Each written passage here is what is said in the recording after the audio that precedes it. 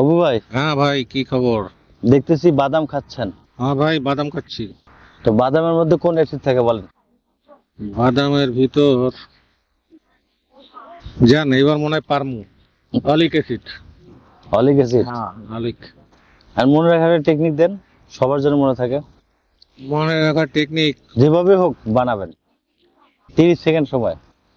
এই বাদামটা ঢাকা শহরের অলি গলি, পার্কে, ময়দানে, মাঠে ঘাটে সব জায়গায় পাওয়া যায়। তো অলি গলিতে যেহেতু পাওয়া যায় অলিক অ্যাসিড, এটা মনে রাখার টেকনিক বের করে ফেলতে পারেন। হ্যাঁ ভাই, পারছি মনে তা হয়। দর্শককে বলে দেন। দর্শক, আপনারা বাদাম খাইতে পারেন, ঢাকা শহরের অলি গলিতে সব জায়গায় পাওয়া যায়। অলি গলিতে অলিক অ্যাসিড। তাহলে বাদামের মধ্যে কোন অ্যাসিড থাকে? অলিক অ্যাসিড। অলিক অ্যাসিড। আর ভুল হবে না তো? না, আর ভুল হবে না। এরপরে ধরলে পারবেন তো? হ্যাঁ, অলি গলিতে যেহেতু পাওয়া যায়, অলি গলি তো সবাই চিনি আমরা। অলি গলি অলিক অ্যাসিড পাওয়া যায়, এটা তো সহজ। এরপরে আসলে দেখা হলে আরেকবার জিজ্ঞেস করবো। আচ্ছা, করেন, অসুবিধা নাই, ঠিক এবার আছে। পারমো। অলিক অ্যাসিড। দর্শককে আর কিছু বলবেন? দর্শক, বললাম তো, ওই যে অলি গলিতে পাওয়া যায় ঢাকা শহরের অলিক অ্যাসিড, যেটা বাদামে পাওয়া যায়। বাদাম খাবেন, অলিক অ্যাসিড পাবেন।